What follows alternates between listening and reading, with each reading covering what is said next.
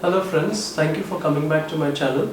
With us being in COVID times and everyone having to tighten their wallets, what is a better time to do a video about value brands? That's why let's talk a little bit about the evolution and how it has gradually spread and gained popularity over the Middle East. So if you were in Dubai in the late 90s and early 2000s, I'm sure you probably shopped in Continent. Continent was the hypermarket in Dera City Centre, which is today Carrefour. And if we talk about where value brands actually lived, the original place where value brands lived were in hypermarkets.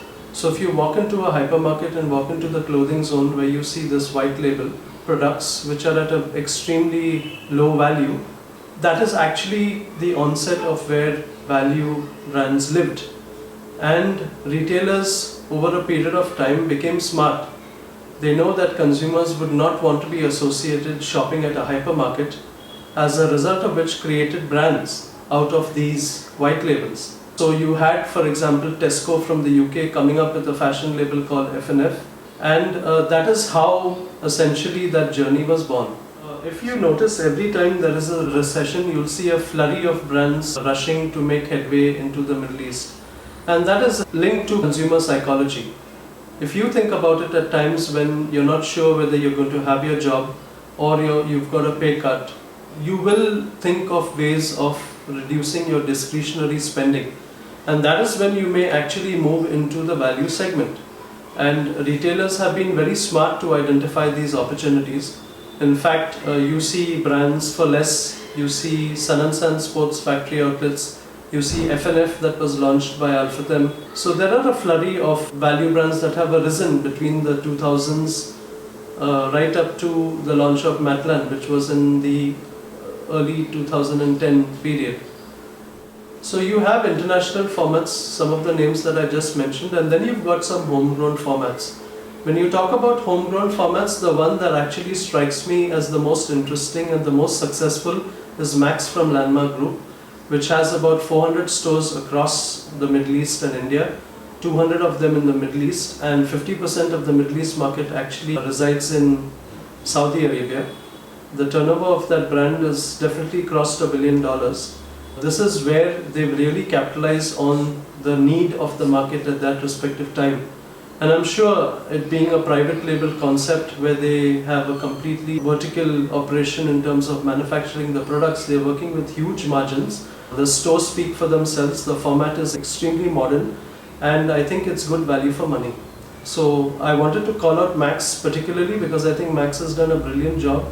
It's a homegrown concept. It's nothing that has been poached from the Western world, and I think they've made a dramatic success in the Middle East and in India. So talking about value brands, when we moved through the recession, you've also seen malls that came about. So you've seen the Dubai Outlet Mall, which is basically an aggregation of all your outlet stores a little bit further from the city center. So customers who are looking for deals actually have to work a little harder, probably hail a taxi or drive further out of the city to get advantage of these deals. And then you saw lately from Mira's Properties, you had Dubai Outlet Village, which is an aggregation of a more exclusive, more high-end mix. So you see that people have actually looked at this segment, they've realized the potential, and you have a mall, you have a village built out of it. So when you talk about luxury, luxury did not forget this space. You had Chalhoub and Altair, which are two of the biggest luxury players in the Middle East. Chalhoub came up with a concept called the Deal. You had Altair come up with a concept called Priceless. And you see that everyone has been jumping onto this bandwagon because they know that consumer spending is changing, consumer habits are changing. We don't know due to COVID how long this shift is going to continue, but I think from a conscious point of view, people are definitely going to look more towards products, more towards value. And if you can get a good brand at a better rate, why not? When you talk about Chinese in particular, that's the one demographic that is an extremely interesting demographic. These are the consumers that shop at the high end of the food chain and even at the bottom of the food chain. So you will have these buses which are full of Chinese tourists coming into Dubai Mall and buying your Louis Vuittons and your Versace's and your Gucci's. On the other hand, you will also find these buses packed to the rafters with Chinese going to Outlet Mall, where they are looking for deals. So one of my subscribers, Tanushri, asked me to talk a little bit about ethical sourcing and corporate social responsibility.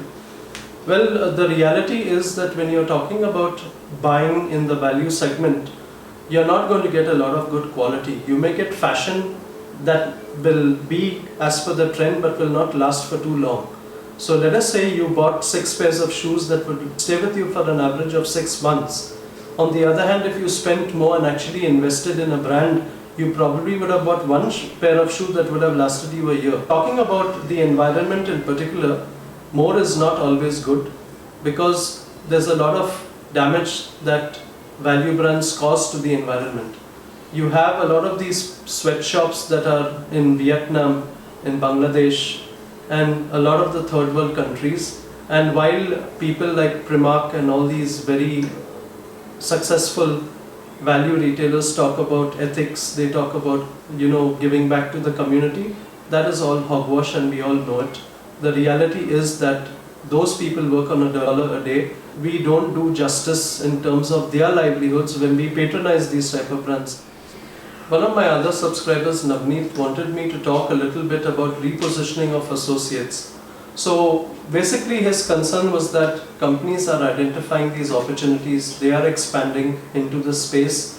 Why are they not getting people, who are already existing in the organization absorbed into these spaces, rather than he's talking about a flurry of terminations that have happened during COVID.